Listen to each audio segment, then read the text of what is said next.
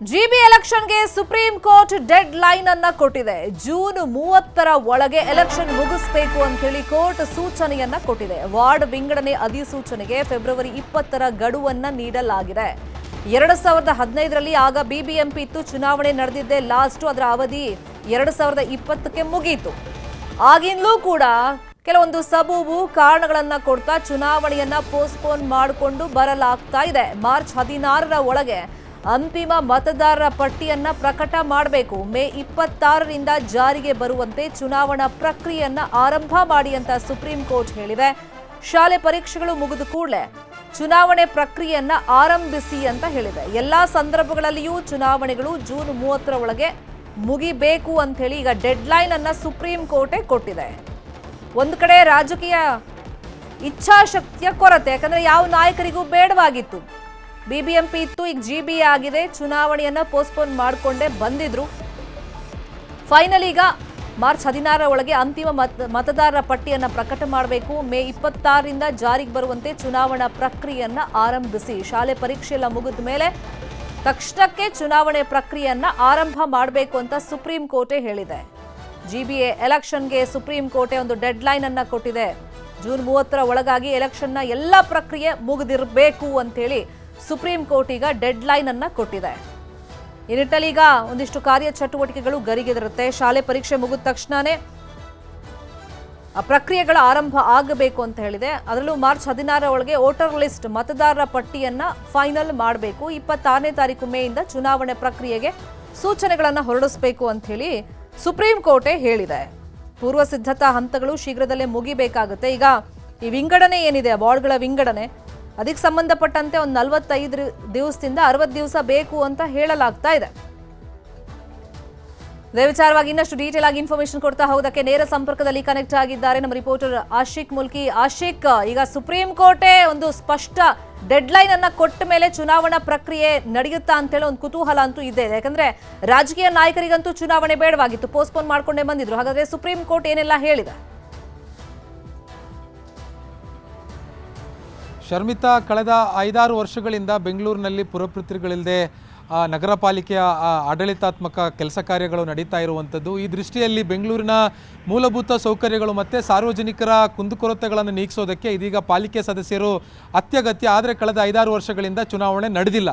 So ಈಗ supreme court ರಾಜ್ಯ ಸರ್ಕಾರಕ್ಕೆ ಭಾಳ ಕಟ್ಟುನಿಟ್ಟಿನ ನಿದರ್ಶನಗಳನ್ನು ಕೊಟ್ಟಿರುವಂಥದ್ದು. ಜೂನ್ 30ರ ಒಳಗಾಗಿ ಎಲ್ಲ ಪ್ರಕ್ರಿಯೆಗಳನ್ನು ಮುಗಿಸಿ ಹೊಸ ಪಾಲಿಕೆ ಸದಸ್ಯರು ಸದಸ್ಯತ್ವದಲ್ಲಿ ಇರಬೇಕು ಅನ್ನುವಂಥ ಸೂಚನೆಯನ್ನು ಕೊಟ್ಟಿರುವಂಥದ್ದು. ಫೆಬ್ರವರಿ 20ನೇ ತಾರೀಕಿನ ಒಳಗಾಗಿ ಅಥವಾ 20ಕ್ಕೆ ಅಂತಿಮವಾಗಿರುವಂಥ ಅಧಿಸೂಚನೆ ಚುನಾವಣೆ ದೃಷ್ಟಿಯಿಂದ ಹೊರಡಿಸಬೇಕಾಗುತ್ತೆ. ಜೊತೆಗೆ ಏನು ಶಾಲಾ ಪರೀಕ್ಷೆಗಳು ಮುಗಿದ ಬಳಿಕ ಸಂಪೂರ್ಣವಾಗಿ ಮೇ 26ರಿಂದ ಸಂಪೂರ್ಣವಾಗಿ ಕೆಲಸ ಕಾರ್ಯಗಳು ಶುರು ಆಗಬೇಕು ಅನ್ನುವಂಥ ಒಂದು ಸೂಚನೆಯನ್ನು ಕೊಟ್ಟಿರುವಂಥದ್ದು. ಇದು ಬಹಳ ಒಂದು ರಾಜಕೀಯ ಕ್ಷೇತ್ರದಲ್ಲಿ ಇದೀಗ ತರಾತುರಿಯಲ್ಲಿ ಕೆಲಸ ಕಾರ್ಯಗಳು ಮುಂಬರೋದಕ್ಕೂ ಕೂಡ ಒಂದು ಸಾಧ್ಯತೆ ಇರುವಂಥದ್ದು. ಈಗಾಗಲೇ ರಾಜ್ಯ ಸರ್ಕಾರ ವಾರ್ಡ್ ವಿಂಗಡಣೆಯನ್ನು ಮಾಡಿ 369 ವಾರ್ಡ್ಗಳನ್ನು ಈಗಾಗಲೇ ಫೈನಲ್ ಮಾಡಿ ಘೋಷಣೆ ಮಾಡಿರುವಂಥದ್ದು. ಇದರ ಜೊತೆಗೆ 3 ದಿನಗಳ ಹಿಂದೆ ಅಷ್ಟೇ 369 ವಾರ್ಡ್ಗಳಿಗೂ ಕೂಡ ಮೀಸಲಾತಿಯನ್ನು ಕೂಡ ಘೋಷಣೆ ಮಾಡಿದ್ದಾರೆ. ಮೀಸಲಾತಿಗೆ ಆಕ್ಷೇಪಣೆಯನ್ನು ಸಲ್ಲಿಸೋದಕ್ಕೂ ಕೂಡ 15 ದಿನಗಳ ಕಾಲಾವಕಾಶವನ್ನು ನಗರಾಭಿವೃದ್ಧಿ ಇಲಾಖೆ ಕೊಟ್ಟಿರುವಂಥದ್ದು. ಈಗಾಗಲೇ ಮೀಸಲಾತಿ ಘೋಷಣೆಯಾಗಿ ಮೀಸಲಾತಿಯ ಕರಡು ಪಟ್ಟಿ ಘೋಷಣೆಯಾಗಿ ಸುಮಾರು 3 ದಿನಗಳಾಗಿದೆ. ಇನ್ನೂ ಕೂಡ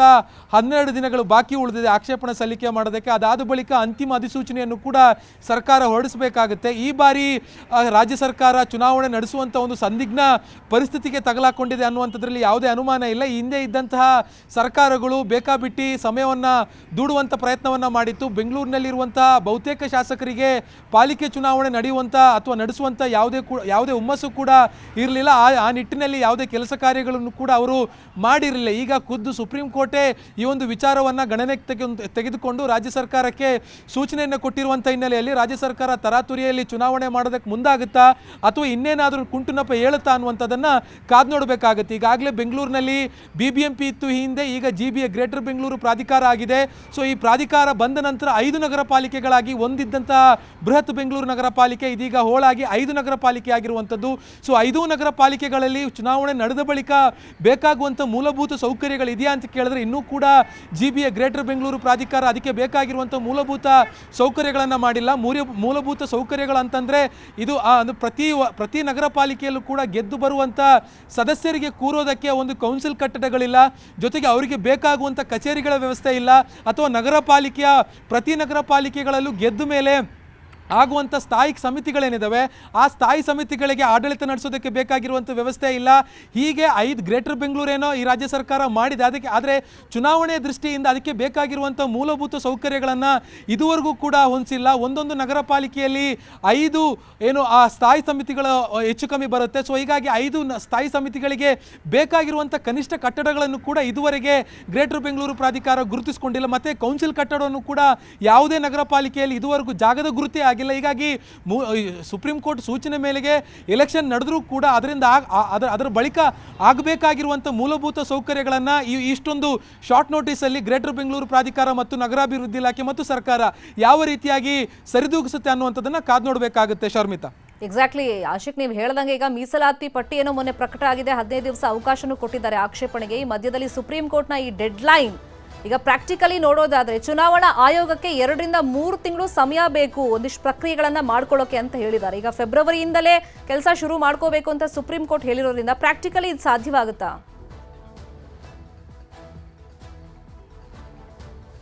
ಖಂಡಿತ ಶರ್ಮಿತಾ, ಮನಸ್ಸಿದ್ರೆ ಮಾರ್ಗ. ಅಂದರೆ ಈ ಒಂದು 3 ತಿಂಗಳ ಅವಧಿಯನ್ನು ಡೆಡ್ಲೈನನ್ನು ಸುಪ್ರೀಂ ಕೋರ್ಟ್ ಏನು ಕೊಟ್ಟಿದೆ, ಈ ಒಂದು ಅವಧಿಯಲ್ಲಿ ಚುನಾವಣೆ ನಡೆಸೋದಕ್ಕೆ ಸಾಧ್ಯ ಆಗುತ್ತೆ. ಆದರೆ ಎಷ್ಟು ವೇಗವಾಗಿ ಈ ಚುನಾವಣೆಯನ್ನು ನಡೆಸುವಂಥ ನಿಟ್ಟಿನಲ್ಲಿ ರಾಜ್ಯ ಸರ್ಕಾರ ಚುನಾವಣಾ ಆಯೋಗಕ್ಕೆ ಪೂರಕವಾಗಿರುವಂಥ ವಾತಾವರಣ ನಿರ್ಮಾಣ ಮಾಡಿಕೊಡುತ್ತೆ ಅನ್ನುವಂಥದ್ದು ಇಲ್ಲಿರುವಂಥ ಪ್ರಶ್ನೆ. ಈ ಹಿಂದೆ BJP ಸರ್ಕಾರ ಅವಧಿಯಲ್ಲಿದ್ದಂತಹ ಸಂದರ್ಭದಲ್ಲಿ ಯಾವ ರೀತಿಯಾಗಿರುವಂಥ ತೊಡಕುಗಳು ಉಂಟಾಯಿತು ಅನ್ನುವಂಥದ್ದನ್ನು ನಾವು ನೋಡಿದ್ವಿ.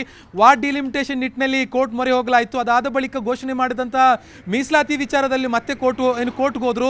ಸೊ ಹೀಗಾಗಿ ಇಂಥ ಕೆಲಸ ಕಾರ್ಯಗಳು ಮತ್ತೆ ಈ ಬಾರಿ ವಿಪಕ್ಷಗಳಿಂದ, ಆಗ ಬಿಜೆಪಿ ಅಧಿಕಾರಾವಧಿಯಲ್ಲಿತ್ತು, ಕಾಂಗ್ರೆಸ್ ಸರ್ಕಾರ ಕೋರ್ಟ್ ಮೊರೆ ಹೋಗಿ ಚುನಾವಣೆಗೆ ಅಡ್ಡಗಲ್ ಹಾಕುವಂಥ ಪ್ರಯತ್ನವನ್ನು ಮಾಡಿತ್ತು. ಈಗ ಕಾಂಗ್ರೆಸ್ ಅಧಿಕಾರದಲ್ಲಿದೆ, ಬಿಜೆಪಿ ಯಾವ ರೀತಿಯಾಗಿ ಇದನ್ನ ಎದುರುಗೊಳ್ಳುತ್ತೆ ಅನ್ನುವಂಥದ್ದು ಇಲ್ಲಿರುವಂಥ ಪ್ರಶ್ನೆ. ಮತ್ತೆ ಸರ್ಕಾರ ಎಷ್ಟು ವೇಗವಾಗಿ ಚುನಾವಣಾ ಅಧಿಕಾರಿಗಳಿಗೆ ಅಥವಾ ಚುನಾವಣಾ ಆಯೋಗಕ್ಕೆ ಪೂರಕವಾಗಿರುವಂಥ ವಾತಾವರಣ ನಿರ್ಮಾಣ ಮಾಡಿಕೊಡ್ತಾರೆ. ಅಂದರೆ ಈ ಹಿಂದೆ ಒಂದು ಪ್ರೆಸ್ ಮೀಟ್ ಮಾಡಿದಂಥ ಸಂದರ್ಭದಲ್ಲಿ ಚುನಾವಣಾ ಆಯೋಗ ನಾವು 1.5-2 ತಿಂಗಳಲ್ಲೂ ಕೂಡ ಚುನಾವಣೆ ನಡೆಸೋದಕ್ಕೆ ನಾವು ಸಿದ್ಧರಿದ್ದೀವಿ, ಆದರೆ ಅದಕ್ಕೆ ಪೂರಕವಾಗಿರುವಂಥ ವಾತಾವರಣ ನಮಗೆ ನಿರ್ಮಾಣ ಮಾಡಿಕೊಡ್ಬೇಕಾಗತ್ತೆ. ಈಗಾಗಲೇ ವಾರ್ಡ್ ವಿಂಗಡಣೆ ಆಗಿ 369 ವಾರ್ಡ್ಗೆ ಏನು ಫಿಕ್ಸ್ ಮಾಡಲಾಗಿದೆ, ಅದರ ಅಂತಿಮ ಅಧಿಸೂಚನೆ ಆಗಿದ್ರೂ ಕೂಡ ಮೀಸಲಾತಿಯನ್ನು ಯಾವುದೇ ತೊಡಕಿಲ್ಲದೆ ಯಾವುದೇ ವಿಳಂಬ ಇಲ್ಲದೆ ಸರ್ಕಾರ ಆದಷ್ಟು ಬೇಗ ಘೋಷಣೆ ಮಾಡಿದ್ದೇ ಆದರೆ ಮುಂದಿನ ದಿನಗಳಲ್ಲಿ ಅಂದರೆ ಈ ಸುಪ್ರೀಂ ಕೋರ್ಟ್ ಕೊಟ್ಟಿರುವಂಥ 2.5-3 ತಿಂಗಳ ಅವಧಿ ಏನಿದೆ, ಈ ಅವಧಿಯಲ್ಲಿ ಚುನಾವಣೆ ಮಾಡೋದಕ್ಕೆ ಸಾಧ್ಯ ಆಗುತ್ತೆ. ಆದರೆ ಇಲ್ಲಿ ರಾಜ್ಯ ಸರ್ಕಾರ ಮತ್ತು ಇದಕ್ಕೆ ಸಂಬಂಧಪಟ್ಟ ಬೆಂಗಳೂರಿನ ಶಾಸಕರು, ಸಚಿವರು ಅಥವಾ ಎಂಪಿಗಳು ಯಾವ ರೀತಿಯಾಗಿ ಪೂರಕವಾಗಿರುವಂಥ ವಾತಾವರಣ ಆಯೋಗಕ್ಕೆ ನಿರ್ಮಾಣ ಮಾಡಿಕೊಡ್ತಾರೆ ಅದರ ಮೇಲೆ ಡಿಪೆಂಡ್ ಆಗಿರುತ್ತೆ. ಶರ್ಮಿತಾ, ಫಾಲೋ ಅಪ್ ಮಾಡೋಣ ಸುದ್ದಿನ. Thank you Ashiq. ಬೆಂಗಳೂರಲ್ಲಿ ಟೆಕಿ ಶರ್ಮಿಳಾ ಸಾವಿಗೆ ಟ್ವಿಸ್ಟ್ ಸಿಕ್ಕಿದೆ. ತನಿಖೆ ಸಂದರ್ಭದಲ್ಲಿ ರೇಪ್ ಅಂಡ್ ಮರ್ಡರ್ ಆಗಿರಬಹುದು ಅಂತ ಹೇಳಿ ಸಂಶಯ ಪೊಲೀಸರಿಗೆ ಬಂದಿದೆ. ಆರೋಪಿ ಕರ್ನಲ್ ಕುರಾಯ್ ಮೇಲೆ ರೇಪ್ ಕೇಸನ್ನು ಕೂಡ ಸೆಕ್ಷನ್ಗಳನ್ನು ಕೂಡ ಹಾಕಲಾಗಿದೆ. ಪೊಲೀಸರ ತನಿಖೆ ಸಂದರ್ಭದಲ್ಲಿ ಭಯಾನಕ ಸತ್ಯ ಬಯಲಿಗೆ ಬಂದಿದೆ. ಈಗ ರಿಪೋರ್ಟ್ಗೋಸ್ಕರ ಪೊಲೀಸರು ವೇಟ್ ಮಾಡ್ತಾ ಇದ್ದಾರೆ. ಆರೋಪಿ ಕರ್ನಲ್ ಕುರಾಯಿ ಮೇಲೆ ಶರ್ಮಿಳಾ ರೇಪ್ ಮಾಡಿರುವಂತ ಕೆಲವೊಂದು ಸೆಕ್ಷನ್ಗಳನ್ನು ಕೂಡ ಪೊಲೀಸರು ಹಾಕಿದ್ದಾರೆ. ಇನ್ನು ತನಿಖೆ ಸಂದರ್ಭದಲ್ಲಿ ಯಾವೆಲ್ಲ ಮಾಹಿತಿ ಬಹಿರಂಗಗೊಂಡಿದೆ? ಆರೋಪಿ ಹೇಳಿರುವಂತೆ ಮನೆಯಲ್ಲಿ ಹೊತ್ಕೊಂಡ ಬೆಂಕಿಯಿಂದ ಟೆಕ್ಕಿ ಸಾವಾಗಿಲ್ಲ, ರೇಪ್ ಅಂಡ್ ಮರ್ಡರ್ ಮಾಡಿ ಬೆಂಕಿಯನ್ನ ಆತ ಹಾಕಿದ್ನಂತೆ. 34 ವರ್ಷದ ಟೆಕ್ಕಿ ಶರ್ಮಿಳಾ ಮೇಲೆ ಕುರಾಯ್ಗೆ ಲವ್ ಆಗಿದೆ. ಕರ್ನಲ್ ವಯಸ್ಸಲ್ಲಿ ಶರ್ಮಿಳಾಗಿಂತ 16 ವರ್ಷ ಚಿಕ್ಕವನಾಗಿದ್ದ. ತನ್ನನ್ನ ಲವ್ ಮಾಡು ಅಂತೇಳಿ ಈ ಕರ್ನಲ್ ಶರ್ಮಿಳಾ ಹಿಂದೆ ಬಿದ್ದಿದ್ದಂತೆ, ಪೀಡಿಸ್ತಾ ಇದ್ದಂತೆ. ಆತ ಅವತ್ತು ಏನು ಮಾಡ್ದ ಹಂಗಾದ್ರೆ? ಜನವರಿ 3ನೇ ತಾರೀಕು ಶರ್ಮಿಳಾ ಮನೆಗೆ ಹಠಾತ್ ಅಂತ ಹೇಳಿ ಈತ ಎಂಟ್ರಿಯನ್ನ ಕೊಟ್ಟಿದ್ದಾನೆ. ಮನೆಯ ಟೆರೇಸ್ ಮೂಲಕ ಮನೆಯೊಳಗೆ ಈತ ಪ್ರವೇಶವನ್ನ ಮಾಡಿದ್ದಾನೆ. ಶರ್ಮಿಳಾ ಮನೆಯೊಳಗೆ ಬಂದು ಶರ್ಮಿಳಾ ಜೊತೆಯಲ್ಲಿ ಅನುಚಿತವಾಗಿ ವರ್ತಿಸಿದ್ದಾನೆ ಈ ಆರೋಪಿ. ಅದಾದ್ಮೇಲೆ ರೇಪ್ ಮಾಡಿ ಉಸಿರುಗಟ್ಟಿಸಿ ಕೊಲೆ ಮಾಡಿರುವಂತ ಮಾಹಿತಿ ಇದೀಗ ಪೊಲೀಸರಿಗೆ ಲಭ್ಯವಾಗಿದೆ. ಅತ್ಯಾಚಾರದ ಸಂದರ್ಭದಲ್ಲಿ ರೂಮ್ನಲ್ಲಿ ಪ್ರಜ್ಞೆ ತಪ್ಪಿದಂತ ಅನುಮಾನನೂ ವ್ಯಕ್ತವಾಗಿದೆ. ಹೀಗಾಗಿ ರೂಮ್ನಲ್ಲಿದ್ದ ಆಕೆಯನ್ನ ಕಿಚನ್ಗೆ ಈತ ಎಳ್ಕೊಂಡ್ ಬಂದಿದ್ದಾನೆ. ರಕ್ತವಾಗಿದ್ದ ಬಟ್ಟೆಯನ್ನ ಹಾಸಿಗೆ ಮೇಲೆ ಹಾಕಿ ಈತ ಬೆಂಕಿಯನ್ನ ಹಚ್ತಾನೆ. ಆ ಸಂದರ್ಭದಲ್ಲಿ ಆತನಿಗೊಂದು ಕನ್ಸರ್ನ್ ಬಂದಿದೆ, ಏನು ಆಕೆಗೇನು ಆಗಬಾರದು ಅಂತ ಬಯಸಿದ್ದಾನೆ. ಬೆಂಕಿ ಹೆಚ್ಚಾದ ಹಿನ್ನೆಲೆಯಲ್ಲಿ ಆತನಿಗೆ ಗಾಬರಿ ಆಗಿದೆ, ಸ್ಥಳದಿಂದ ಎಸ್ಕೇಪ್ ಆಗಿ ಹೋಗಿದ್ದಾನೆ. ಪೊಲೀಸರು ವಿಚಾರಣೆ ಮಾಡುವಾಗ ರೇಪ್ ಬಗ್ಗೆ ಕೇಳಿದ್ರೆ ತನಗ ಆ ಬಗ್ಗೆ ಗೊತ್ತಿಲ್ಲ ಅಂತ ಆರೋಪಿ ಹೇಳ್ತಾ ಇದ್ದಾನಂತೆ. ರಾಮಮೂರ್ತಿ ನಗರ ಪೊಲೀಸರಿಂದ ತೀವ್ರ ರೀತಿಯಲ್ಲಿ ಆತನನ್ನ ವಿಚಾರಣೆಗೆ ಒಳಪಡಿಸಲಾಗಿದೆ. ಸದ್ಯ ಆರೋಪಿ ಹೇಳಿಕೆಯನ್ನ ಪಡೆದು ವಿಚಾರಣೆಯನ್ನ ಮುಂದುವರೆಸಿದ್ದಾರೆ ಪೊಲೀಸರು. ಜೊತೆಗೆ ಫುಡ್ಗೋಸ್ಕರ ನಾವು ನಾವು ವಿಸರ ಕಲಿಸಿದ್ದೀವಿ. ಜೊತೆಗೆ ಡಿಟೇಲ್ ಇನ್ವೆಸ್ಟಿಗೇಷನ್ ಮಾಡುವಾಗ ನಂತರ ಗೊತ್ತಾಯಿತು ಇದು ಒಂದು ಮರ್ಡರ್ ಕೇಸ್ ಇದೆ. ಇದು ಮರ್ಡರ್ ಒಬ್ಬ PUC ಓದ್ತಿರೋದು ಒಬ್ಬ ವಿದ್ಯಾರ್ಥಿ ಪಕ್ಕದಲ್ಲಿ ಇರ್ತಾರೆ ಅವ್ರ ಕಡೆಯಿಂದ ಆಗಿದೆ. ಅವರು ಒಪ್ಕೊಂಡಿದ್ದಾರೆ. ಆದರೆ ಇದರಲ್ಲಿ ಏನೇನು ಎವಿಡೆನ್ಸಸ್ ಇದೆ ಅದು ಬಿಲ್ಡಪ್ ಮಾಡಲಿಕ್ಕೆ ನಮ್ಮ ಇನ್ವೆಸ್ಟಿಗೇಷನ್ ಟೀಮ್ ಅವರು ಪ್ರಯತ್ನ ಮಾಡ್ತಾಯಿದ್ದಾರೆ ಅವರು. ಸೊ ಇದು ಒಂದು ಇನಿಷಿಯಲ್ ನಾವು UDR ಅಂದರೆ ಸಸ್ಪಿಷಿಯಸ್ ಡೆತ್ ಅಂತ ತೊಗೊಂಡಿದ್ದೀವಿ. ಸಸ್ಪಿಷಿಯಸ್ ಡೆತ್ತಲ್ಲಿ ಯಾವುದೂ ನಮ್ಮ ಹತ್ರ ಕ್ಲೂ ಇರಲಿಲ್ಲ. ಬಟ್ ನಮ್ಮ ಪೊಲೀಸರು ಒಳ್ಳೆ ಕೆಲಸ ಮಾಡಿ ಇದು ಮರ್ಡರ್ ಕೇಸ್ ಡಿಟೆಕ್ಟ್ ಮಾಡಿ ಆರೋಪಿಯವ್ರಿಗೆ ಅರೆಸ್ಟ್ ಮಾಡಿದ್ರು. ಫುಡ್ಗೋಸ್ಕರ ನಾವು ಇನ್ನು ಬೆಂಗಳೂರಲ್ಲಿ ಟೆಕ್ಕಿ ಶರ್ಮಿಳಾ ಕೊಲೆ ಪ್ರಕರಣ ಸಂಬಂಧ ಕೊಲೆ ಆರೋಪಿ ಕರ್ನಲ್ ಕುರಾಯಿ ಬೆಂಗಳೂರಲ್ಲಿ ನೆಲೆಸಿದ್ದ ತಾಯಿ ಜೊತೆಯಲ್ಲಿ ಬಂದಿದ್ದ. ಓದೋದಕ್ಕೆ ಅಂತಾನೆ ಈ ಕರ್ನಲ್ ಕುರಾಯಿನನ್ನ ಆತನ ತಾಯಿ ಬೆಂಗಳೂರಿಗೆ ಕರ್ಕೊಂಡ್ ಬಂದಿದ್ರು. ಆದರೆ ಈ ಘಟನೆ ಆದ್ಮೇಲೆ ಮನೆ ಖಾಲಿ ಮಾಡಿದ್ದಾರೆ ತಾಯಿ. ಮಗನಿಗೆ ಶಿಕ್ಷಣ ಕೊಡಿಸ್ಬೇಕು ಅನ್ನೋ ಉದ್ದೇಶದಿಂದನೇ ಬೆಂಗಳೂರಿಗೆ ಕರ್ಕೊಂಡ್ ಬಂದಿದ್ರು. ರಾಮಮೂರ್ತಿ ನಗರದ ಸುಬ್ರಹ್ಮಣ್ಯ ಲೇಔಟ್ನಲ್ಲಿ ವಾಸ ಮಾಡ್ಕೊಂಡಿದ್ರು. ಟೆಕ್ಕಿ ಶರ್ಮಿಳಾ ಪಕ್ಕದ ಬಿಲ್ಡಿಂಗ್ನಲ್ಲೇ ಕುರಾಯಿ ತಾಯಿ ಜೊತೆಯಲ್ಲಿ ವಾಸ ಮಾಡ್ಕೊಂಡಿದ್ದ. ಸಿಂಗಲ್ ಪೇರೆಂಟ್ ಆಗಿದ್ರು ಅನ್ನೋದು ಗೊತ್ತಾಗಿದೆ. ಶಿಕ್ಷಣಕ್ಕೋಸ್ಕರನೇ ಮಗ ಚೆನ್ನಾಗಿ ಓದಬೇಕು ಅಂತ ಹೇಳಿ ಮಗನನ್ನ ಕೊಡಗಿನಿಂದ ಬೆಂಗಳೂರಿಗೆ ಕರ್ಕೊಂಡ್ಬಂದು ಇಲ್ಲಿ ವಾಸ ಮಾಡ್ಕೊಂಡು ಕಷ್ಟಪಟ್ಟು ಓದಿಸ್ತಾ ಇದ್ರು. ಆದ್ರೆ ಈಗ ಶರ್ಮಿಳಾ ಕೊಲೆ ಮಾಡಿದ್ದಾನೆ ಅಂತ ಹೇಳಿ ಕುರಾಯಿ ಆರೋಪವನ್ನ ಹೊತ್ಕೊಂಡಿದ್ದಾನೆ. ಹೀಗಾಗಿ ಈ ಆರೋಪ ಎಲ್ಲ ಬಂದ್ಮೇಲೆ ಘಟನೆ ಆದ್ಮೇಲೆ ಕುರಾಯಿ ತಾಯಿ ಮನೆ ಖಾಲಿ ಮಾಡ್ಕೊಂಡು ಹೋಗಿದ್ದಾರೆ. ಅದೇ ಇದು ನಮಗೂ ಗೊತ್ತಾಯಿತು, ನಮಗೂ ಶಾಕಿಂಗ್ ಆಯಿತು ಆ್ಯಕ್ಚುಲಿ.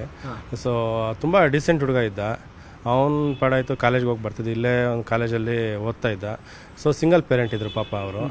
ತುಂಬ ಚೆನ್ನಾಗಿ ಓದ್ತಿದ್ದ. ಸೊ ತುಂಬ ಡಿಸೆಂಟ್ ಇದ್ದ ಹುಡುಗ. ಸೊ ಈ ಥರ ನಮಗೆ ಕೇಳಿ ಈಗ ಜಸ್ಟ್ ಇವತ್ತೇ ಗೊತ್ತಾಯ್ತು ನಮಗೆ. ಸೊ ಮಾರ್ನಿಂಗ್ ನೀವು ಯಾವ ಮೀಡಿಯಾ ಎಲ್ಲ ಬಂದ್ರಲ್ವ, ಸೊ ನಮಗೆ ಆಗ ಗೊತ್ತಾಯಿತು.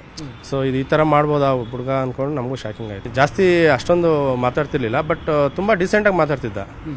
ಏನಾದರೂ ಕೇಳಿದ್ರೆ ತುಂಬ ರೆಸ್ಪಾನ್ಸ್ ಮಾಡೋದಾಗಲಿ ತುಂಬ ನೀಟಾಗಿ ರೆಸ್ಪಾನ್ಸ್ ಮಾಡ್ತಿದ್ದ. ಸೊ ಚೆನ್ನಾಗಿ, ಸೊ ತುಂಬ ಡಿಸೆಂಟ್ ಇದ್ದ. ಮತ್ತು ಆಲ್ರೆಡಿ ಎಕ್ಸಾಮ್ಸ್ ಬೇರೆ ಇದೆ. ಸೊ ಸೆಕೆಂಡ್ PUC ಓದ್ತಾ ಇದ್ದ ಅನ್ಸುತ್ತೆ ಹುಡುಗ.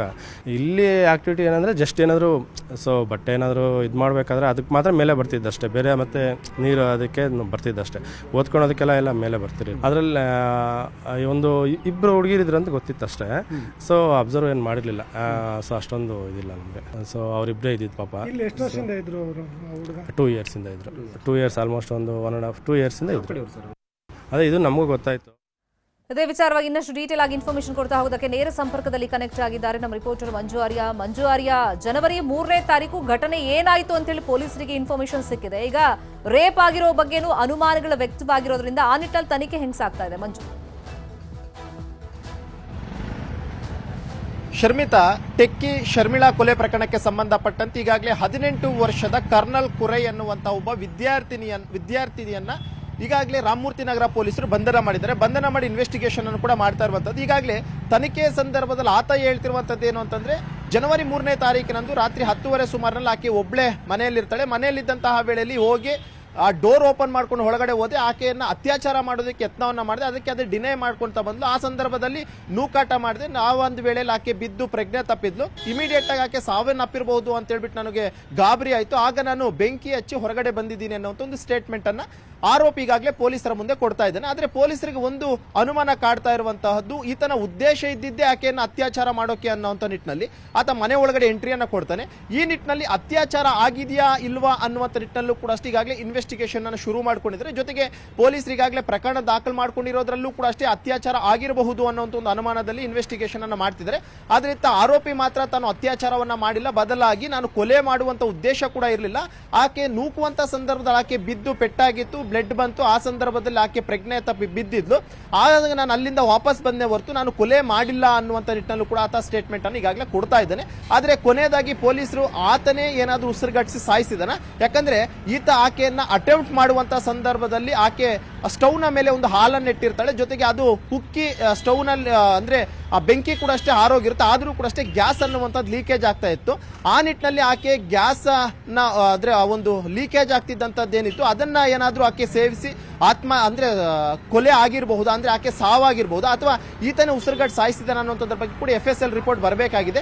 ಒಟ್ಟಿನಲ್ಲಿ ಆತ ಕೊಲೆ ಮಾಡುವಂತಹ ಉದ್ದೇಶ ಇಲ್ಲದೆ ಇದ್ರೂ ಕೂಡ ಅಷ್ಟೇ ಆಕೆಯನ್ನು ಅತ್ಯಾಚಾರ ಮಾಡುವಂತ ನಿಟ್ಟಿನಲ್ಲಿ ಆ ಮನೆಗೆ ಹೋಗಿರುವಂತದ್ರ ಬಗ್ಗೆ ಪ್ರಾಥಮಿಕವಾಗಿ ತನಿಖೆ ವೇಳೆಯಲ್ಲಿ ಬಯಲಾಗಿದೆ.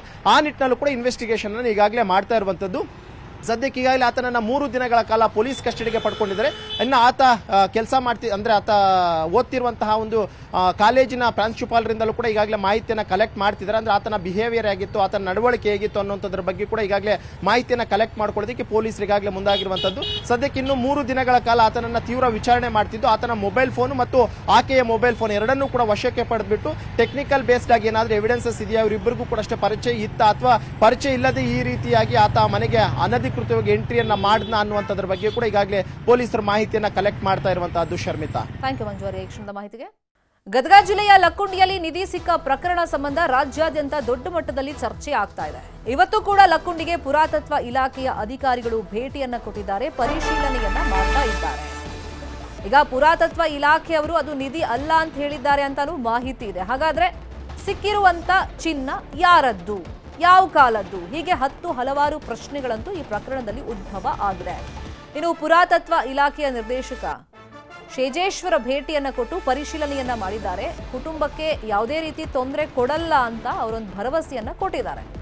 ಪರಿಶೀಲನೆ ಮಾಡಿ ಮನೆ ಕಟ್ಟೋದಕ್ಕೆ ನಾವು ಅನುಮತಿಯನ್ನ ಕೊಡ್ತೀವಿ, ಇದರ ಒಂದು ಭಾಗದಷ್ಟು ನಿಧಿ ಸಿಕ್ಕ ಕುಟುಂಬಕ್ಕೆ ನಾವು ಕೊಡ್ತೀವಿ. ಪುರಾತತ್ವ ಇಲಾಖೆ ನಿರ್ದೇಶಕ ಶೇಜೇಶ್ವರ್ ಈ ಹೇಳಿಕೆಯನ್ನ ಕೊಟ್ಟಿದ್ದಾರೆ. ನಿಧಿ ಸಿಕ್ಕ ಸ್ಥಳ ಪರಿಶೀಲನೆ ಬಳಿಕ ನ್ಯೂಸ್ 18ಗೆ ಅವರು ಈ ಮಾಹಿತಿಯನ್ನ ಕೊಟ್ಟಿದ್ದಾರೆ. 1/5 ಭಾಗದಷ್ಟು ನಿಧಿ ಸಿಕ್ಕಂತ ಕುಟುಂಬಕ್ಕೆ ನಾವು ಕೊಡ್ತೀವಿ ಅಂತ ಅವರು ಹೇಳಿದ್ದಾರೆ. ರಾಜ್ಯ ಪುರಾತತ್ವ ಸಂಗ್ರಹಾಲಯಗಳ ಪರಂಪರೆ ಇಲಾಖೆ ನಿರ್ದೇಶಕರು ಶೇಜೇಶ್ವರ್ ನ್ಯೂಸ್ 18 ಜೊತೆ ಮಾತನಾಡಿದ್ದಾರೆ. ಏನ್ ಹೇಳಿದ್ದಾರೆ ಕೇಳೋಣ. ರಾಜ್ಯ ಪುರಾತತ್ವ ಇಲಾಖೆಯ ನಿರ್ದೇಶಕರು ಕೂಡ ಈಗ ಬಂದಿದ್ದಾರೆ, ಅವರನ್ನ ಮಾತನಾಡಿಸ್ತಾ ಹೋಗೋಣ. ಸರ್, ಈಗ ಇವತ್ತು ವಿಸಿಟ್ ಕೊಟ್ಟಿದ್ದೀರಿ ಸರ್, ಏನೆಲ್ಲ ಪರಿಶೀಲನೆ ಮಾಡಿದ್ರಿ? ಈಗಾಗಲೇ ಆ ಕುಟುಂಬಕ್ಕೆ ಏನಾರು ಕೊಡ್ತೀರಿ? ಈಗ ಬಂದು ಸ್ಥಳ ಪರಿಶೀಲನೆ ಇಲ್ಲಿ ಮಾಡಿದ್ದೀನಿ ಸರ್. ಈಗ ನೆಕ್ಸ್ಟು ನಾನು ನೋಡ್ತೀನಿ ಸರ್, ಪ್ರೊಸೆಸ್ ಮಾಡ್ತೀನಿ, ಎಲ್ಲೆಲ್ಲಿ ನೋಡೋದು ಏನಿದೆಯೋ, ಲೋಕಲ್ ಏನು ತೋರಿಸ್ತಾರೋ, ಆಮೇಲೆ ನಮ್ಗೆ ಏನಿದು ಬರುತ್ತೋ ಅದೆಲ್ಲ ಸ್ಥಳ ಪರಿಶೀಲನೆ ಮಾಡ್ತೀವಿ ಸರ್. ಆ ಕುಟುಂಬಕ್ಕೆ ಆ್ಯಕ್ಚುಲಿ ಆ ಕುಟುಂಬಕ್ಕೆ ಈ ಮಣಿ ಕಟ್ಟುತ್ತಾ ಇದ್ದಾರೆ ಸರ್. ಆ ಕುಟುಂಬದಿಂದ ಈಗಾಗಲೇ 466 ಗ್ರಾಮ್ ಚಿನ್ನವನ್ನು ಸರ್ಕಾರಕ್ಕೂ ಕೂಡ ಹಸ್ತಾಂತರ ಮಾಡಿದ್ದಾರೆ. ಈ ನಿನ್ನೆ ಬಂದಂಥ ಏನು ಪುರಾತತ್ವ ಇಲಾಖೆಯ ಅಧಿಕಾರಿಗಳು ಕೂಡ ಒಬ್ಬರು ರಮೇಶ್ ಮೂಲಿಮಣಿ ಅಂತೇಳಿ ಅವರು ಸಾಕಷ್ಟು ಗೊಂದಲವನ್ನು ಮಾಡಿದ್ದಾರೆ ಸರ್. ಈ ಬಗ್ಗೆ ಏನು ಹೇಳ್ತೀರಿ ಸರ್? ಪುರಾತತ್ವ ಸರ್, ಅದ್ರ ಬಗ್ಗೆ ನಾನು ಹೇಳೋಕ್ಕಾಗಲ್ಲ. ಅವ್ರು ಯಾವ ಆ್ಯಕ್ಟ್ ಪ್ರಕಾರ ಹೇಗೆ ಹೇಳಿದ್ರು ಅದ್ರ ಬಗ್ಗೆ ಅಂತೂ ಯಾವುದು ನನಗೆ ಗೊಂದಲನೇ ಇದೆ ಸರ್. ಅದು ಅವ್ರು ಯಾವ ಆ್ಯಕ್ಟ್ ಪ್ರಕಾರ ಹೆಂಗೆ ಹೇಳಿದ್ರು ಅದ್ರ ಬಗ್ಗೆ ನನಗೆ ಐಡಿಯಾಸ್ ಇಲ್ಲ ಸರ್. ಒಂದು ಈಗ ಆ ಕುಟುಂಬಕ್ಕೆ ಯಾವ ರೀತಿ ಪರಿಹಾರ ಕೊಡ್ತೀರಿ ಸರ್ ಅಂತ ಹೇಳಿದ್ವಲ್ಲ ಸರ್. ಇದ್ರ ಮೇಲೆ ಮೌಲ್ಯ ನಿಗದಿ ಮಾಡಿ ಏನು ಪರಿಹಾರ ಕೊಡೋಕ್ಕಿದ್ದು ಬರುತ್ತೋ ಅದನ್ನು ನಾವು ಖಂಡಿತ ಕೊಡ್ತೀವಿ ಸರ್. ಜಿಲ್ಲಾಡಳಿತ ಹೊತ್ತಿದ್ದು ಮಾತಾಡಿ 5/1 ಭಾಗ ಸರ್. ಈಗ ಅದ್ರ ಬಗ್ಗೆ ಪರಿಹಾರ ಕೊಡ್ತೀವಿ. ಇನ್ನು ಆ ಮನೆ ಕಟ್ಟೋದಕ್ಕೆ ವಿಚಾರ ಸಂಬಂಧಪಟ್ಟಂಗೆ ಸರ್ ಅದು ಪರಿಶೀಲನೆ ಮಾಡ್ತೀವಿ ಸರ್. ಈಗ ಬಂದಿಲ್ಲ ಲಕ್ಕುಂಡಿಗೆ, ಜಿಲ್ಲಾಡಳಿತ ಸಂಪರ್ಕಿಸಿ ಹಿರಿಯ ಅಧಿಕಾರಿಗಳ ಜೊತೆ ಚರ್ಚೆ ಮಾಡ್ತೀವಿ. ನಮ್ಮ ಹಿರಿಯ ಅಧಿಕಾರಿಗಳ ಜೊತೆ ಎಲ್ಲ ಕೂತು ಚರ್ಚೆ ಮಾಡಿ ಏನು ಮಾಡ್ಬೋದು. ಒಟ್ಟು ಅವ್ರಿಗಂತ ತೊಂದರೆ ಆಗಲ್ಲ ಸರ್, ಲೋಕಲ್ ಅವ್ರಿಗೆ ತೊಂದರೆ ಆಗಲ್ಲ ನೋಡ್ಕೊತೀವಿ ಸರ್. ಸಾಕಷ್ಟು ಹೇಳ್ತಿದೆ ಸರ್, ಮಗುವಿಗೆ ಏನಾದರೂ ಜಾಬ್ ಕೊಡಬೇಕು ಅನ್ನೋ ಚರ್ಚೆ ಕೂಡ ಇದೆ ಸರ್. ಅದು ಮುಂದೆ ಅಂತಿಮ ಹಿರಿಯ. ಎಸ್, ಇದೆಲ್ಲವೂ ಕೂಡ ಪುರಾತತ್ವ ಇಲಾಖೆಯ ನಿರ್ದೇಶಕರಾಗಿರ್ತಕ್ಕಂಥ ತೇಜೇಶ್ ಅವರ ಮಾತಾಗಿರುವಂಥದ್ದು. ಏನು ಪರಿಹಾರ ಬೇಕು ಆ ಪರಿಹಾರ ಸಂಬಂಧಪಟ್ಟಂಗೆ ಮಾತಾಡ್ತೇವೆ. ಈಗಾಗಲೇ ಏನು ಸಿಕ್ಕಂಥ ಏನು ನಿಧಿ ಇದೆ ಅದರಲ್ಲಿಯೂ ಕೂಡ ಅವರಿಗೆ ಹಣದ ರೂಪದಲ್ಲಿ ಕೂಡ ಪರಿಹಾರವನ್ನು ಕೊಡ್ತೀವಿ ಅನ್ನುವಂಥ ಮಾತನ್ನು ಕೂಡ ಹೇಳ್ತಾ ಇದ್ದಾರೆ. ಸಂತೋಷ್ ಕೊಣ್ಣೂರು, ನ್ಯೂಸ್ 18 ಗದಗ. ಲಕ್ಕುಂಡಿಯಲ್ಲಿ ನಿಧಿ ಪತ್ತೆ ಪ್ರಕರಣಕ್ಕೆ ಮತ್ತೊಂದು ಟ್ವಿಸ್ಟ್ ಸಿಕ್ಕಿದೆ. ಯೂಟರ್ನ್ ಹೊಡೆದಿದೆ ರಿತ್ತಿ ಕುಟುಂಬ. ನಮಗ್ ಚಿನ್ನ ಬೇಡ, ನಮಗ್ ಮನೆ ಬೇಕು ಅಂತ ಹೇಳಿ ಪಟ್ಟು ಹಿಡಿದು ಕೂತಿದ್ದಾರೆ. ಈಗ ನಿಧಿ ಸಿಕ್ಕಿದೆ, ಈ ನಿಧಿಯಿಂದಾಗಿ ನಮಗೆ ಮನೆನೂ ಇಲ್ಲದಂತಾಗ್ಬಿಟ್ಟಿದೆ. ಕೂಲಿ ಮಾಡಿದ್ರೆ ಮಾತ್ರ ನನ್ನ ಹಾಗೇನೆ ಮಗನ ಊಟ, ಮನೆ ಕಟ್ಟಿಸಿ ಮಗನಿಗೆ ಸರ್ಕಾರಿ ನೌಕರಿ ಬೇಕು ಅಂತ ಹೇಳಿ ಈಗ ಆ ಕುಟುಂಬ ಮನವಿಯನ್ನ ಮಾಡ್ತಾ ಇದೆ. ನಮಗೆ ಚಿನ್ನ ಬೇಡ, ಮನೆ ಬೇಕು, ಸರ್ಕಾರಿ ನೌಕರಿ ಬೇಕು ಮಗನಿಗೆ ಅಂತ ಹೇಳಿ ಈಗ ರಿತ್ತಿ ಕುಟುಂಬಸ್ಥರು ಕೇಳ್ತಾ ಇದ್ದಾರೆ. ಮನೆ ಕಟ್ಟಿಸಿ ಮಗನಿಗೆ ಸರ್ಕಾರಿ ನೌಕರಿ ಕೊಡ್ಲಿ, ಈ ನಿಧಿ ಸಿಕ್ಕಿದ್ರಿಂದ ಈಗ ಮನೆ ಕಟ್ಸಕ್ಕೂ ನಮಗೆ ಕಷ್ಟ ಆಗ್ತಿದೆ ಅಂತ ಅವ್ರು ಹೇಳಿದ್ದಾರೆ. ಅವ್ರು ಒಂದು ಮೇಲೆ ಏನು ಅವ್ರ ಬಂದು ನಿಮ್ಮದಾದ್ರೆ ನೀವಷ್ಟು ಹೊಡಿ ಅನ್ನೋದಾರಿ ನಾವು ನಮ್ಮದಾದ್ನಿಲ್ಲ ನಮ್ಗೆ ಹೊಡ ನೀವು ಆಶೆ ನಮಗೆ ಬೇಡ ನಾವು ಅಲ್ಲಿ ಅಂದಾರ ನಾವು ಒಂದೇನು ಹೊಡ್ತೀನಿ ನನ್ನ ಮನೆನ ಎಲ್ಲ ಜನ ಮನೆ ಹೊಡ್ದು ನಮ್ಮ ಅಣ್ಣರು ಸಾಲ ಮಾಡಿ ಬ್ಯಾಂಕ್ನಾಗ ಸಾಲ ಮಾಡಿ ಮನೆ ಹಾಕ್ತಾರೆ. ಬ್ಯಾಂಕ್ನಾಗ ಸಾಲ ಮಾಡ್ಯಾರ, ಎಲ್ಲ ಹೊಲ ಮೇಲೆ ಸಾಲ ಮಾಡಿ ಮನೆ ಹಾಕಿ ಕೊಡವು ನೀವು ಹಿಂದೆ ಹಾಕ್ರಿ ಹಿಂದೆ ಏನು ಮಾಡು ಏನು ಮಾಡ್ತಾರ ಅವ್ರ ಕಡೆ ಎಲ್ಲ ಜನ ಹಿಡಿದಾರ ಹೊಡೆದು ಮನೆ ಹೊಡೆದು ನಮ್ಮನ್ನ. ಅವ್ರು ಒಂದು ಮೇಲೆ ಸಾಲ ಮಾಡಿ ನನ್ನ ಮನೆ ಹಾಕ್ತಾರ ನಾವು ನಮ್ಮ ಒಂದೇವ್ರಿ ನಮ್ಮ. ಇದೇ ವಿಚಾರವಾಗಿ ಇನ್ನಷ್ಟು ಡೀಟೇಲ್ ಆಗಿ ಇನ್ಫಾರ್ಮೇಶನ್ ಕೊಡ್ತಾ ಹೋಗೋದಕ್ಕೆ ಫೋನ್ ಸಂಪರ್ಕದಲ್ಲಿ ಕನೆಕ್ಟ್ ಆಗಿದ್ದಾರೆ ನಮ್ಮ ರಿಪೋರ್ಟರ್ ಸಂತೋಷ್. ಈಗ ಕ್ಲಾರಿಟಿ ಸಿಕ್ಕಿದೆಯಾ? ಯಾಕಂದ್ರೆ ಶೇಜೇಶ್ವರ್ ನಾಯ್ಕ್ ಅವರೇ ಸ್ಥಳಕ್ಕೆ ಭೇಟಿ ಕೊಟ್ಟಿದ್ದಾರೆ, ಪರಿಶೀಲನೆ ಮಾಡಿದ್ದಾರೆ. ಈಗ ನಿನ್ನೆ ಎಲ್ಲ ಸುದ್ದಿ ಹರಿದಾಡ್ತಾ ಇತ್ತು, ಇದು ನಿಧಿ ಅಲ್ಲ, ಒಂದು ಹಳೆ ಬಂಗಾರ ಅಂತ ಹೇಳಿ. ಅದಕ್ಕೆ ಅವ್ರೇನ್ ಕ್ಲಾರಿಟಿ ಕೊಟ್ಟಿದ್ದಾರೆ ಈಗ?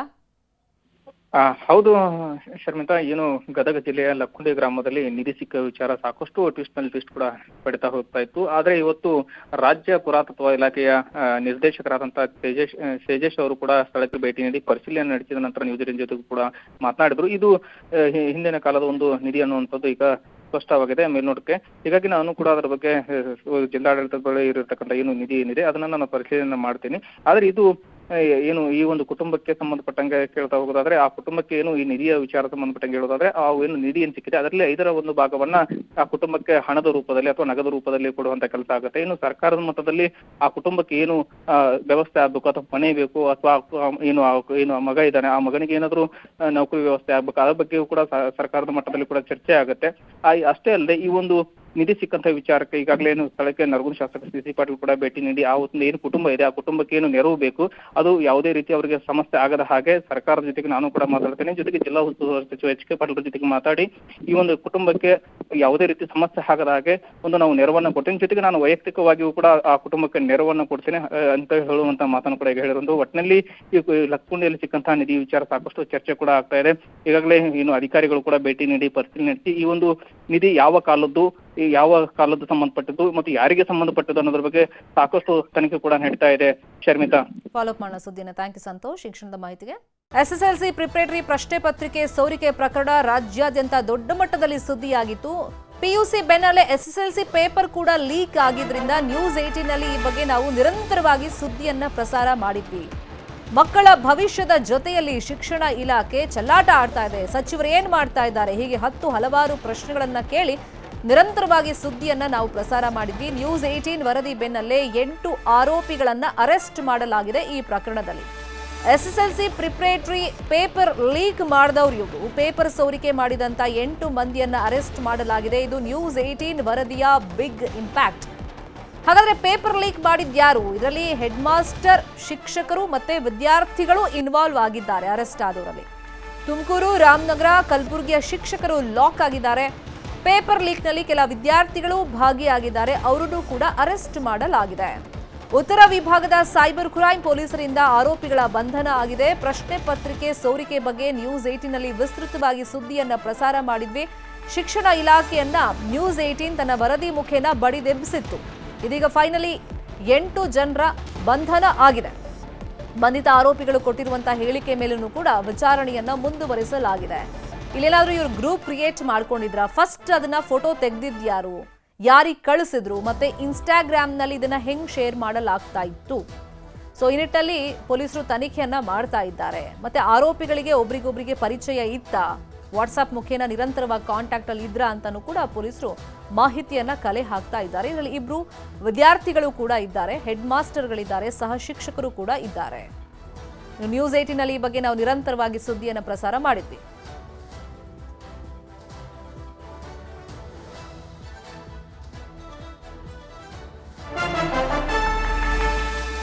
ಪ್ರಶ್ನೆ ಪತ್ರಿಕೆ ಸೋರಿಕೆ ಮಾಡಿದ 8 ಮಂದಿ ಅರೆಸ್ಟ್ ಆಗಿದ್ದಾರೆ. ಈ ಬಗ್ಗೆ ಬೆಂಗಳೂರು ನಗರ ಪೊಲೀಸ್ ಕಮಿಷನರ್ ಹೇಳಿಕೆಯನ್ನ ಕೊಟ್ಟಿದ್ದಾರೆ ಸೀಮಂತ್ ಕುಮಾರ್ ಸಿಂಗ್ ಅವರು. ಇನ್ನೂ ತನಿಖೆ ನಡೀತಾ ಇದೆ ಅಂತ ಅವ್ರು ಹೇಳಿದ್ದಾರೆ. ಯಾಕಂದ್ರೆ ಇಲ್ಲಿ ಡಿಜಿಟಲ್ ಎವಿಡೆನ್ಸ್ ಬೇಕಾಗುತ್ತೆ, ಟೆಕ್ನಿಕಲ್ ಎವಿಡೆನ್ಸ್ ಆಧಾರದ ಮೇಲೆ ತನಿಖೆಯನ್ನ ಮಾಡಬೇಕಾಗುತ್ತೆ. ಇನ್ಸ್ಟಾಗ್ರಾಮ್ನಲ್ಲಿ ಐಡಿಯನ್ನ ಕ್ರಿಯೇಟ್ ಮಾಡಿಕೊಂಡು ಅಲ್ಲಿ ಕ್ವೆಶ್ಚನ್ ಪೇಪರ್ ಅನ್ನ ಲೀಕ್ ಮಾಡಲಾಗಿದೆ, ವಾಟ್ಸ್ಆಪ್ ಮುಖೇನೂ ಅದನ್ನ ಶೇರ್ ಮಾಡಲಾಗಿದೆ. ಬಂಧಿತರ ಬಗ್ಗೆ ತನಿಖೆ ನಡೀತಾ ಇದೆ. ಕೆಲವೊಂದಿಷ್ಟು ಮಾಹಿತಿ ಸಿಕ್ಕಿದೆ, ಯಾರ್ಯಾರು ಶಾಮೀಲಾಗಿದ್ದಾರೆ ಅಂತ ತನಿಖೆ ನಡೀತಾ ಇದೆ ಅಂತ ಹೇಳಿ ಸೀಮಂತ್ ಕುಮಾರ್ ಸಿಂಗ್ ಅವರು ಮಾಹಿತಿಯನ್ನ ಕೊಟ್ಟಿದ್ದಾರೆ. ರಿಜಿಸ್ಟರ್ ಆಗಿ ನಮ್ಮವರು ಕೆಲವು ಮಾಹಿತಿದ ಆಧಾರ ಮೇಲೆ ಕೆಲವು ಅರೆಸ್ಟ್ ಮಾಡಿದ್ದಾರೆ. ಅವರು ಕ್ವೆಶ್ಚನ್ ಮಾಡಬೇಕು ಮತ್ತು ಅವ್ರದ್ದು ಏನು ಪಾತ್ರ ಇದೆ ಅದ್ರ ಬಗ್ಗೆ ಇನ್ನು ಡಿಟೇಲ್ ಏನು ರೋಲ್ ಇದೆ ಅದ್ರ ಬಗ್ಗೆ ಇನ್ವೆಸ್ಟಿಗೇಷನ್ ನಡೀತಾ ಇದೆ. ಫಸ್ಟ್ ಕೆಲವ್ರ ಮಾಹಿತಿದ ಆಧಾರ ಮೇಲೆ ಈ ಸದ್ಯಕ್ಕೆ ಕೆಲವ್ರಿಗೆ ನಾವು ಪಿಕಪ್ ಮಾಡಿದ್ದೀವಿ. ಅವ್ರದ್ದು ಏನು ಪಾತ್ರ ಇದೆ ಮತ್ತು ಅವ್ರ ಇಂಟರ್ನ್ ಯಾರ ಜೊತೆಗೆ ಶಾಮೀಲಾಗಿದ್ದಾರೆ ಮತ್ತು ಆಫೀಸಿಂದ ಅಥವಾ ಪ್ರೈವೇಟ್ ಕಡೆಯಿಂದ ಯಾರ್ಯಾರು ಶಾಮೀಲಿದೆ ಎಲ್ಲರಿಗೂ ನಾವು ಕ್ವೆಶ್ಚನ್ ಮಾಡಿ ಅವ್ರ ರೋಲ್ ಇದ್ದರೆ ಖಂಡಿತ ಅವ್ರ ಮೇಲೆ ಕ್ರಮ ತಗೊಳ್ತೀವಿ. ರಿಜಿಸ್ಟರ್ ಆಗಿ ಇದೇ ವಿಷಯವಾಗಿ ಇನ್ನಷ್ಟು ಡೀಟೇಲ್ ಆಗಿ ಇನ್ಫಾರ್ಮೇಶನ್ ಕೊಡ್ತಾ ಹೋಗೋದಕ್ಕೆ ಫೋನ್ ಸಂಪರ್ಕದಲ್ಲಿ ಕನೆಕ್ಟ್ ಆಗಿದ್ದಾರೆ ನಮ್ಮ ರಿಪೋರ್ಟರ್ ಮಂಜುನಾಥ್. ಇಲ್ಲಿ 8 ಜನ ಆರೋಪಿಗಳು ಯಾರಿದ್ದಾರೆ ಅರೆಸ್ಟ್ ಆಗಿರೋರು, ಅವರಿಗೆ ಒಬ್ರಿಗೊಬ್ರಿಗೆ ಲಿಂಕ್ ಇತ್ತಾ ಅಂತ ಪೊಲೀಸರು ಅದನ್ನು ಪತ್ತೆ ಹಚ್ಚಿದ್ದಾರಾ? Sharmita, SSLC preparatory question paper ಸೋರಿಕೆ ಪ್ರಕರಣಕ್ಕೆ ಸಂಬಂಧಪಟ್ಟಂತೆ ಬೆಂಗಳೂರಿನ ಉತ್ತರ ವಿಭಾಗದ ಸೆಟ್ ಪೊಲೀಸರು ಇಲ್ಲಿವರೆಗೂ 8 ಜನರನ್ನು ಬಂಧನ ಮಾಡಿದ್ದಾರೆ. ಅದರಲ್ಲಿ 6 ಜನ ಸಹ ಶಿಕ್ಷಕರು, ಮುಖ್ಯೋಪಾಧ್ಯಾಯರಿದ್ರೆ, ಉಳಿದಂತವ್ರು 2 ಸ್ಟೂಡೆಂಟ್ಸ್ ಇದ್ದಾರೆ. ಈಗ ಪೊಲೀಸರು ಇನ್ವೆಸ್ಟಿಗೇಷನ್ ಯಾವ ರೀತಿಯಾಗಿ ಮಾಡ್ತಿದ್ದಾರೆ ಅಂತಂದ್ರೆ, ಅವರ ಮೊಬೈಲ್ ಫೋನ್ಗಳನ್ನು ಈಗಾಗಲೇ ಸೀಸ್ ಮಾಡ್ಕೊಂಡಿದ್ದಾರೆ. ಅವರು ಒಬ್ಬೊಬ್ಬರಿಗೆ ಏನಾದ್ರೂ ಇಂಟರ್ಲಿಂಕ್ ಇದೆಯಾ, ಒಬ್ಬೊಬ್ರಿಗೆ ಪರಿಚಯ ಇದೆಯಾ ಅಥವಾ ಸಂಪರ್ಕ ಇದೆಯಾ ಅನ್ನುವಂಥದ್ರ ಬಗ್ಗೆ ಈಗಾಗಲೇ ವಿಚಾರಣೆಯನ್ನ ಮಾಡ್ತಾ ಇರುವಂತದ್ದು. ಯಾಕಂದ್ರೆ ಇವ್ರಿಗೆ ಏನಾದ್ರೂ ಇಂಟರ್ಲಿಂಕ್ ಇದ್ದಂತಹ ವೇಳೆಯಲ್ಲಿ ಕೇವಲ ಈ ಒಂದು ಪ್ರಿಪರೇಟರಿ ಕ್ವಶನ್ ಪೇಪರ್ ಅಷ್ಟೇ ಅಲ್ಲದೆ ಬೇರೆ ಬೇರೆ ಪ್ರಶ್ನೆ ಪತ್ರಿಕೆಗಳನ್ನು ಕೂಡ ಅಷ್ಟೇ ಸೋರಿಕೆ ಮಾಡೋದಕ್ಕೆ ಇವರು ತಯಾರಿಯನ್ನು ಕೂಡ ಮಾಡಿರ್ಬೋದು, ಅಥವಾ ಯಾವ್ದಾದ್ರು ಹಿಂದೆ ಪ್ರಶ್ನೆ ಪತ್ರಿಕೆಗಳನ್ನ ಸೋರಿಕೆಯನ್ನು ಕೂಡ ಮಾಡಿರಬಹುದು ಅನ್ನುವಂಥದ್ದು ಈಗ ಪೊಲೀಸರಿಗೆ ಇರುವಂತಹ ಒಂದು ಅನುಮಾನ. ಯಾಕಂದ್ರೆ ಇಲ್ಲಿ ಆರೋಪಿಗಳ ಒಂದು ಹಿನ್ನೆಲೆಯನ್ನು ನೋಡ್ತಾ ಹೋದ್ರೆ 4 ಜನ ಕಲಬುರಗಿ ಅವರು ಇದ್ದಾರೆ, ಒಬ್ರು ತುಮಕೂರವರು, ಇನ್ನೊಬ್ರು ರಾಮನಗರದವರು ಇದ್ದಾರೆ. ಈ ನಿಟ್ಟಿನಲ್ಲಿ ಎಲ್ಲರೂ ಕೂಡ ಅಷ್ಟೇ ಒಂದೇ ಫೀಲ್ಡ್ ನಲ್ಲಿ ಇರುವಂತಹ ಕಾರಣಕ್ಕೋಸ್ಕರ ಏನಾದ್ರೂ ಇಂಟರ್ಲಿಂಕ್ ಇರಬಹುದಾ ಅಂತ ಹೇಳ್ಬಿಟ್ಟು ಒಂದಷ್ಟು ಟೆಕ್ನಿಕಲ್ ಬೇಸ್ಡ್ ಆಗಿ ಇನ್ವೆಸ್ಟಿಗೇಷನ್ ಅನ್ನು ಕೂಡ ಈಗಾಗಲೇ ಮುಂದುವರೆಸಿರುವಂತದ್ದು. ಅದು ಬಿಟ್ಟರೆ ಉಳಿದಂತೆ 2 ವಿದ್ಯಾರ್ಥಿಗಳು, ಯಾಕಂದ್ರೆ 2 ವಿದ್ಯಾರ್ಥಿಗಳ ಮೂಲಕವಾಗಿ ಸೋಷಿಯಲ್ ಮೀಡಿಯಾದಲ್ಲಿ ಪ್ರಶ್ನೆ ಪತ್ರಿಕೆ ಬೇಕು ಅಂದ್ರೆ ಸಂಪರ್ಕ ಮಾಡಿ ಅಂತ ಹೇಳ್ಬಿಟ್ಟು ಪೋಸ್ಟ್ ಗಳನ್ನ ಹಾಕುವಂತದ್ದು. ಅದಕ್ಕೆ ಯಾರಾದ್ರೂ ರಿಪ್ಲೈ ಮಾಡಿದ್ರು ಅಂತಂದ್ರೆ ಅವ್ರಿಗೆ ಇಂಡಿವಿಜುವಲ್ ಆಗಿ ಕಾಂಟ್ಯಾಕ್ಟ್ ಮಾಡ್ಕೊಂಡ್ಬಿಟ್ಟು ಅವರಿಗೆ ಪ್ರಶ್ನೆ ಪತ್ರಿಕೆನ ಇವರು ವಾಟ್ಸ್ಆಪ್ ಥ್ರೂ ಕಳಿಸುವಂತದ್ದು ಮತ್ತು ಅವರಿಂದ 200 ರಿಂದ 500 ರೂಪಾಯಿ ದುಡ್ಡು ಪಡೆಯುವಂತ ಕೆಲಸವನ್ನ 2 ವಿದ್ಯಾರ್ಥಿಗಳು ಮಾಡ್ತಾ ಇದ್ರು ಅನ್ನೋದ್ರ ಬಗ್ಗೆ ಪ್ರೈಮರಿಯಾಗಿ ಪೊಲೀಸರ ಇನ್ವೆಸ್ಟಿಗೇಷನ್ ಗೊತ್ತಾಗಿದೆ. ಒಂದ್ ವೇಳೆ ಏನಾದ್ರೂ ಆ ಒಂದು ಶಿಕ್ಷಕರ ಐಡಿಗಳಿಂದಲೇ ಕ್ವಶನ್ ಪೇಪರ್ಗಳು ಡೌನ್ಲೋಡ್ ಆಗಿರುವಂತದ್ದು ಈಗಾಗಲೇ ಗೊತ್ತಾಗಿದೆ. ಅವ್ರೇನಾದ್ರೂ ವಿದ್ಯಾರ್ಥಿಗಳ ಕೈ ಕೊಟ್ಟು ಅವರಿಂದ ಹಣ ಮಾಡೋದಕ್ಕೆ ಈ ರೀತಿಯಂತ ಪ್ಲಾನ್ ಅನ್ನ ಮಾಡಿದ್ರ ಅಥವಾ ಬೇರೆ ಇನ್ನೇನಾದ್ರೂ ಉದ್ದೇಶವನ್ನ ಇಟ್ಕೊಂಡು ಈ ರೀತಿಯಂತ ಕೃತ್ಯವನ್ನ ಎಸಗಿದ್ರೆ ಅನ್ನುವಂಥದ್ರ ಬಗ್ಗೆ ಕೂಡ ಈಗಾಗಲೇ ಇನ್ವೆಸ್ಟಿಗೇಷನ್ ಮಾಡ್ತಿದ್ರೆ. ಜೊತೆಗೆ ಈ ಒಂದು ಶಿಕ್ಷಕರಿಗೆ ಏನಾದ್ರೂ ಶಿಕ್ಷಣ ಇಲಾಖೆಯಲ್ಲಿರುವಂತ ಬೇರೆ ಯಾರಾದ್ರೂ ಅಥವಾ ಆ ಬೋರ್ಡ್ ನಲ್ಲಿ ಇರುವಂತವ್ರು ಯಾರಾದ್ರೂ ಸಂಪರ್ಕದಲ್ಲಿದ್ದು ಆ ರೀತಿಯಂತ ಕುತಂತ್ರವನ್ನ ಏನಾದ್ರೂ ಮಾಡುವಂತ ನಿಟ್ಟಿನಲ್ಲಿ ಈ ರೀತಿಯಂತ ಕೆಲಸವನ್ನ ಮಾಡಿದ್ರ ಅನ್ನೋಂಥ ಆಯಾಮದಲ್ಲೂ ಕೂಡ ಈಗಾಗಲೇ ಸೆನ್ ಪೊಲೀಸ್ ಇನ್ವೆಸ್ಟಿಗೇಷನ್ ಅನ್ನ ಕಂಟಿನ್ಯೂ ಮಾಡಿರುವಂತಹದ್ದು. ಶರ್ಮಿತಾ, ಥ್ಯಾಂಕ್ ಯು ಮಂಜು, ಈ ಕ್ಷಣದ ಮಾಹಿತಿಗೆ.